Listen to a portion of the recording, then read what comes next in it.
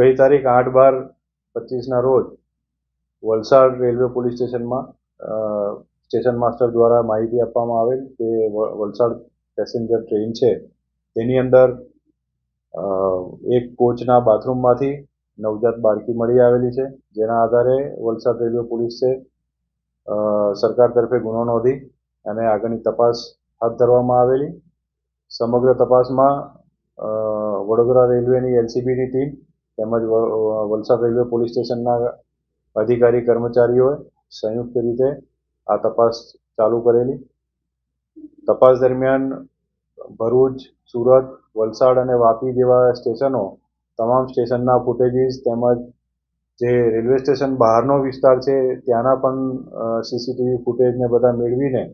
અને ઊંડાણપૂર્વક તપાસ કરેલી હતી, જેમાં જે શકદાર ઈસમો કાં તો જે શક પડતા ઈસમો છે જે બાળકી મૂકીને જઈ શકે તેવા હતા તેવા ઈસમોની શોધખોળ ચાલુ કરવામાં આવેલી અને વલસાડ તેમજ વાપીના જે જવાબદાર નાગરિકો છે તેમના તરફથી જે ટેક્સી અને રિક્ષાના વ્યવસાય સાથે સંકળાયેલા છે તેવી જવાબદાર વ્યક્તિઓ પાસેથી પોલીસને સચોટ માહિતી મળેલી અને જેના આધારે પોલીસે આ કામના જે આરોપીઓ છે નવજાત બાળકીને તેડી દઈને જે જતા રહેલા હતા તેમને શોધી કાઢી તેમને લઈ આવેલા છે અને લાવીને એમની સામેની કાયદેસરની કાર્યવાહી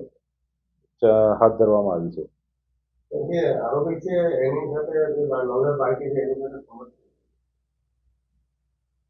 જે આરોપી પકડાયા છે એ પૈકીના જે નવજાત બાળકીની માતા છે તે પોતે જ સગીર વયની છે, તેમજ જે સગીર માતા છે તેના ફાધર છે તેમજ તેની 2 માસીઓ છે. એ કુલ એમ 4 જણને પોલીસ લઈ આવી છે તપાસના કામે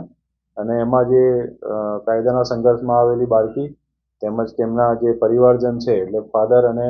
માસી એમ એ 3 વિરુદ્ધ અને તેમની સામે આ કાયદેસરની કાર્યવાહી હાથ ધરવામાં આવી રહી છે.